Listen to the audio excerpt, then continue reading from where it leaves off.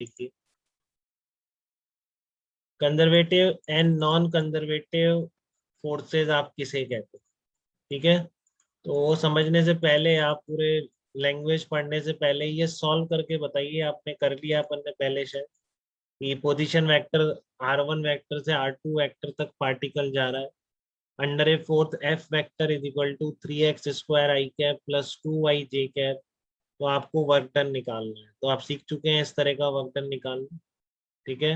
इस तरह का, हाँ ये आपने पहले ही कर लिया। 2,3 से 4,6 F vector dot D R vector, आपने क्या करा है इसमें एफ वेक्टर लिख दिया, ठीक है। डी एक्स आई कैप इस तरह का बन गया था, फिर आपने एक्स की लिमिट लिख दी, ठीक है। तो इस पूरी प्रोसेस में आपने मेरे से पूछा नहीं कि सर बताओ वाई और एक्स में क्या रिलेशन, ठीक है ना। आपको जब तक ये नहीं पूछना पड़ेगा मुझसे कि वाई और एक्स में रिलेशन क्या है, तब तक आपका फोर्स क्या होता है, हमेशा कंजर्वेटिव फोर्स रहता है, ठीक है।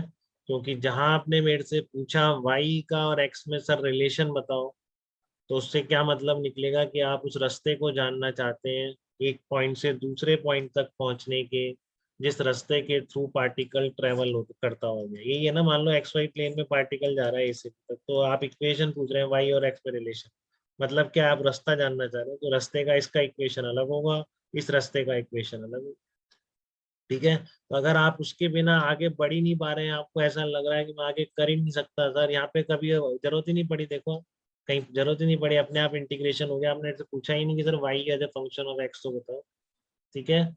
बट जहां आपको ऐसा लग गया कि अब वाई और एक्स में रिलेशन जाने बिना हमारा जो वर्क है वो निकल ही नहीं रहा है, तो इस बात का मतलब क्या है कि आपके उस फोर्स का वर्क उस रास्ते पे डिपेंड करता है, उन दोनों पॉइंट्स के बीच में किस रास्ते पर पार्टिकल ट्रेवल होके गया, क्योंकि वाई और एक्स का रिलेशन वो रास्ता ही बताया, ठीक है। तो ऐसे सारे फोर्सेज, जैसे कि इस प्रॉब्लम में हुआ, आपने पूछा ही नहीं मेरे से कि वाई और एक्स का रिलेशन तो गिवन ही नहीं है, आपने बोला ही नहीं है, तो आपने वर्क निकाल दी, कोई जरूरत ही नहीं पड़ी। आप उसका मतलब क्या है, रास्ता कैसा भी हो, कैसे भी रास्ते से ले जाओ, क्या फर्क पड़ता है, ठीक है ना। इस फोर्स का जो वर्क है वो रास्ते का इंडिपेंडेंट रहेगा, और ये फोर्स क्या कहलाते हैं, कंजर्वेटिव फोर्सेस कहलाते हैं, ठीक है। वो क्या कहलाते हैं, सारे कंजर्वेटिव फोर्सेस कहलाते हैं। तो फॉर एग्जांपल जैसे मान लो ये मैं आपको क्वेश्चन दूं, अगर an object is displaced from A to point B under a force yi cap plus xj cap to find out the work done by this force in the process, ठीक है।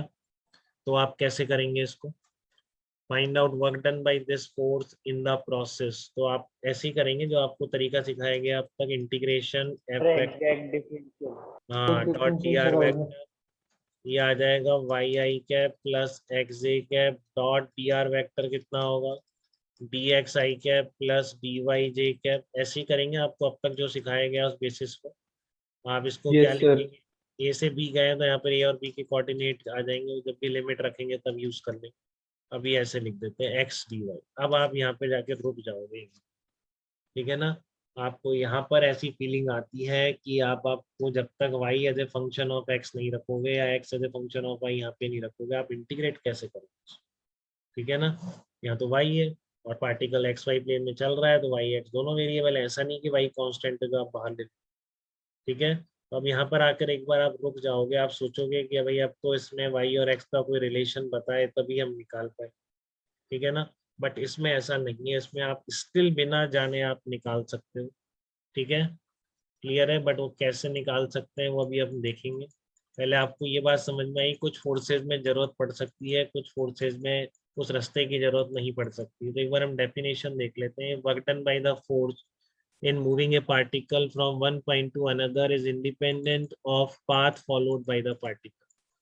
तो आप क्या कह रहे हैं, जैसे कि 1 से 2 तक पहुंचना है, आप किसी भी रास्ते से जाओ, अगर आपको सेम वर्क करना पड़ रहा है, रास्ते का इंडिपेंडेंट है वर्क डन, तो वो फोर्सेस कंजर्वेटिव फोर्सेस कहलाते हैं। If work done depends on the path followed by the particle, तो मैं मीनिंग आपको बता चुका हूँ, जहां वाई और एक्स में रिलेशन की जरूरत के बिना वर्क नहीं निकल रहा है, ठीक है, वो सारे क्या होते हैं, नॉन कंजर्वेटिव फोर्सेस होते हैं, वो रास्ते पे डिपेंड करते हैं। तो कंजर्वेटिव फोर्स फील्ड के बहुत अच्छे एग्जांपल दो हैं आपके, gravitational field, electrostatic field. Non conservative field होगा आपका फ्रिक्शन, बड़े रास्ते से जाइए ज्यादा वर्क हो जाएगा, छोटे रास्ते से जाइए कम वर्क हो जाएगा फ्रिक्शन का। ठीक है, रास्ते पे डिपेंडेंट होगा फ्रिक्शन का वर्क, तो वो आपका नॉन कंजर्वेटिव फोर्स होगा। क्लियर है आपको? और कंजर्वेटिव फोर्स में आप वापस एक लूप पे अगर चलेंगे, ठीक है, तो भी आपको समझ में आ रहा है। आप पूरा एक रास्ते पे चल रहे हैं कंजर्वेटिव फोर्स में, ए से चलना शुरू किया, चलते गए वापस ए पर आ, ठीक है, ए से आपने चलना शुरू किया, वापस घूम के आप कहाँ पर आ गए, ए पर आ गए। जब वापस उस पॉइंट पर आ जाते हैं तो ऐसे कंजर्वेटिव फोर्स का वर्क डन हमेशा क्या होता है, जीरो होता है। ठीक है, तो कंजर्वेटिव फोर्स में अगर घूम के वापस वहीं आ जाओगे क्लोज लूप में, ठीक है, तो वर्क डन क्या होगा, जीरो, क्योंकि पोजीशन डिपेंडेंट है, आपने पोजीशन वही कर दी, तो आप कैसे भी आप रह जाओ वापस वहीं आ गए तो वर्क डन क्या हो जाएगा, जीरो हो जाएगा। एमजी आपने निकाला, एमजी का मैंने बताया आपको मतलब नहीं है, आपको केवल दोनों की वर्टिकल पोजीशन में डिफरेंस देखना। ठीक है, तो आपका एमजी का वर्क हमेशा क्या निकल के आएगा, पाथ इंडिपेंडेंट निकल के आएगा। जैसे मान लो आपने ब्लॉक को उठा के यहाँ रखा, ठीक है ना, तो आप चाहे से ब्लॉक को पहले ऊपर ले जाओ, कहीं ले जाओ, सारी कुछ भी कर लो, कहीं ले जाके किसी भी रास्ते पहले वहां ले गए या फिर यहाँ गए। तो आपको तो इनिशियल और फाइनल का ये पता होना चाहिए, रास्ता कैसा भी रहो आप सीधे ले जाओ, क्या फर्क पड़ता है। एमजी का वर्क तो कितना आएगा, माइनस एमजी होता है। बात हो गई थी, कांस्टेंट कितना एमजी हमेशा। ठीक है, तो इसलिए आपके फोर्सेस क्या होते हैं कंजर्वेटिव फोर्सेस में, वर्क डन जो होता है केवल इनिशियल और फाइनल पॉइंट पर ही डिपेंड करेगा। ठीक है, और किसी भी चीज पर आपका वर्क डन डिपेंड नहीं करेगा। तो ऐसे फोर्सेस क्या कहलाते हैं, कंजर्वेटिव फोर्सेस कहलाते हैं। ठीक है, और क्या कब होगा ऐसा, जब आपका वर्क डन निकाल दिया आपने और कहीं आपने यूज ही नहीं किया, y equal to f x. ठीक है, तो आप देख रहे हैं अगर एफ एक्स और एफ वाई दोनों एक्स के फंक्शन रहेंगे जैसे कि इसमें, तो कभी भी आपको जरूरत नहीं करना पड़ेगा। जैसे एफ एक्स वाला केवल एक्स का फंक्शन है, एफ वाई तो हमेशा इंटीग्रेट हो जाएगा, तो सारे फोर्स कंजर्वेटिव। ठीक है, क्लियर है। बट यहाँ पर ये था कि आई कैप जो था वाई था और एक्स था, तो आपको एक बार यहाँ पे लगता है ऐसा, बट यहाँ की भी एक चीज सीखिए आप। ठीक है, बहुत बार ऐसा लगने पर भी जरूरी नहीं है फोर्स आपका पाथ डिपेंडेंट हो, क्योंकि बहुत बार ये क्या बनता है, एग्जैक्ट डिफरेंशियल बन जाता है। ठीक है, क्या बन जाता है ये, एग्जैक्ट डिफरेंशियल। एग्जैक्ट डिफरेंशियल से मेरा क्या मतलब, ठीक है, कि इस y d x x plus x d y को मैं डी एक्स वाई लिख सकता हूँ क्या, देखना है वो। Yes sir, electrostatic. हाँ, क्योंकि आप d x y by d t अगर करेंगे, मान लो कोई भी वेरिएबल है टी टाइम मान लो, तो आप क्या लिखेंगे, इसको यू इन टू वी का फार्मूला लगाएंगे कि नहीं लगाएंगे, इसको बताइए। यस एक्स और सर, वेरिएबल है टाइम के साथ, तो आप यू इन टू वी का फार्मूला वाई डी लगाएंगे, एक्स। तो ऐसे ही लिखेंगे। अब ये तो कट जाएगा, चेंज इन टाइम ही तो सब तरफ से काट दिया, तो इस पूरे x d y plus y d y को क्या लिख सकता हूँ, टी एक्स वाई लिख सकते हैं। ठीक है ना, पूरे एक्स इसको y d x plus x d y को आप क्या लिख सकते हैं, इस तरीके से आप इसको डी एक्स वाई लिख सकते हैं। ठीक है, तो जब आपने इसको डी एक्स वाई लिख दिया, तो ये क्या बन गया, ये बन गया कि एक फंक्शन था एक्स इन वाई, तो आपने उसका डिफरेंशिएट किया और वापस उसका इंटीग्रेशन कर दिया। तो ऐसा तो करोगे तो वापस वही फंक्शन नहीं आ जाएगा। ठीक है, वापस वही फंक्शन आ जाता है ना, अब एक फंक्शन का डिफरेंशियल करो, इंटीग्रेट, रिवर्स प्रोसेस है, तो ये क्या निकल के आएगा, ये आपका एक्स इंटू वाई निकल के आएगा इस तरह। ठीक है, फिर आप इसमें लोअर लिमिट लगा दो, आप इसमें अपर लिमिट लगा। ठीक है, जैसे वही होता है, आप इंटीग्रेशन वन डी एक्स, तो एक्स का आपने डिफरेंशिएट किया फिर इंटीग्रेट कर दिया, तो क्या निकल के आता है, वही फंक्शन एक्स निकल के आता है। तो किसी भी फंक्शन का डिफरेंशिएट करके इंटीग्रेट कर दोगे तो वापस वही फंक्शन है, reverse process and differentiation integration. तो upper limit minus lower limit, तो कितना आंसर आएगा आपका इसका, यहाँ पे 1 जूल आंसर है। ठीक है, अब बात ये आती है कि कैसे पता पड़ेगा, ऐसे कोई भी चीज हो सकती है, किसका एग्जैक्ट डिफरेंशियल है, एग्जैक्ट डिफरेंशियल है भी कि नहीं। ठीक है, तो उसको देखने का तरीका ये है आपको, कि आप क्या करेंगे, दोनों टर्म है, ऐसा आप तीन जेड हो तो उसमें भी कर सकते हैं, एक्स हो, तीनों में अगर सेम आ रहा हो तो फिर वो भी एग्जैक्ट डिफरेंशियल होगा। ठीक है, जैसे इंटीग्रेशन वाई डी एक्स करना है, तो आप क्या करोगे, वाई को कांस्टेंट लेंगे। ठीक है ना, इस एक्स के अलावा जो भी है सब कांस्टेंट मान लेंगे, आप पहला टर्म उठा के इंटीग्रेट करके देखेंगे उसको। तो जब एक्स के अलावा आपने सब कांस्टेंट मान लिया, तो ये वाई भी कांस्टेंट होगी, तो वाई क्या होगा, यहाँ से बाहर आ जाएगा। ठीक है, वाई बाहर आ जाएगा, ये क्या बनेगा, इंटीग्रेशन डी एक्स, तो क्या बन गया, एक्स वाई बन गया। ठीक है, इंटीग्रेशन एक्स डी वाई, तो आपका यहाँ पर क्या है, वाई के अलावा सब कांस्टेंट है, तो एक्स बाहर आ गया, इंटीग्रेशन डी वाई क्या बन गया, एक्स वाई बन गया। तो both integrations come out to be equal, hence function must be exact differential। अगर ये दोनों जो आपने इंटीग्रेट किए हैं, फर्स्ट टर्म को उठा के x के अलावा सब कांस्टेंट मानते हुए, सेकंड टर्म को उठा के y के अलावा सब कांस्टेंट मानते हुए, अगर ये दोनों बराबर आ जाते, ठीक है, तो ये जो है उसी का एग्जैक्ट डिफरेंशियल यहाँ पर लिखा हुआ है।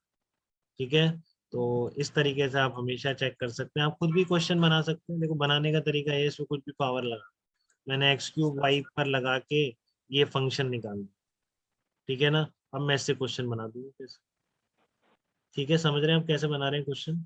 इस तरह के एग्जैक्ट डिफरेंशियल के मैंने कुछ भी पावर लगा दी, X cube Y raise to power 5 भी लगा सकते थे, मर्जी आप। इसका डिफरेंशिएट करके देखो, ये आ गया। अब इससे क्वेश्चन बना दो, ठीक है ना। बहुत अच्छे अच्छे लोग वर्क नहीं निकाल पाएंगे, उनको ये चीज नहीं पता हो।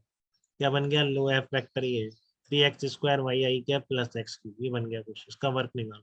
तो वो पूछते रहेंगे y is a function of x तो बताओ, y is a function of x तो बताओ, बट आपको पता है जरूरत ही नहीं, ठीक है ना। जैसे आपको ये अब आपके सामने ऐसा क्वेश्चन आ जाए तो क्या करोगे आप, ये तो आपने ही बनाया है तो आपको क्लियर है, बट मान लो डायरेक्टली आ गया तो आप एग्जैक्ट डिफरेंशियल चेक करोगे कि नहीं, पता है आपको, तो करो इसको इंटीग्रेट। 3x² वाई, तो डी एक्स के अलावा सब कांस्टेंट, तो 3y बाहर आ जाएगा, एक्स क्यूब वाई 3 क्या बन गया, एक्स क्यूब वाई बन गया। इसका करो, ठीक है ना, इस वाले का, क्योंकि आपका ये बनाया ना, ये बनाया वर्क, तो आपने इसका एग्जैक्ट डिफरेंशियल किया, फिर आपने इसका किया, एक्स क्यूब डी वाई, तो एक्स क्यूब बाहर आके वाई, दोनों सेम आ रहे हैं, तो ये पूरा क्या है, एक्स क्यूब वाई का ही एग्जैक्ट डिफरेंशियल, तो आना ही था, आपने बनाया उससे। तो ऐसे आप 100 तरह के क्वेश्चन आप खुद बना सकते, ठीक है ना। एक्स की पावर 5 वाई स्क्वायर कर दो, जो आ रहा है यहाँ पर, dx के साथ वाले को आई कैप बोल दो, dy के साथ वाले को जे कैप, बन गया क्वेश्चन। बताओ इस वर्क का, इस फोर्स का वर्क लिखो इस पॉइंट से लेकर उस पॉइंट तक। फिर बस बहुत बच्चे तो गलत कर देंगे, इनको ये फंडा नहीं पता, उनको सही लगेगा कि y का इंटीग्रेशन कैसे करें, वो सोचते रहेंगे गिवन नहीं है इसमें इंफॉर्मेशन, ठीक है, बट जरूरत ही नहीं है। कैसा फोर्स है, कंजर्वेटिव फोर्स है, इनमें रास्ते की जरूरत नहीं पड़ी, ठीक है। तो यहाँ पे इस पूरे में मेरे से पूछा नहीं आपने y as a function of x क्या है, ये फोर्स दे दोगे, इसमें भी नहीं पूछा, तो ये क्या है आपके कंजर्वेटिव।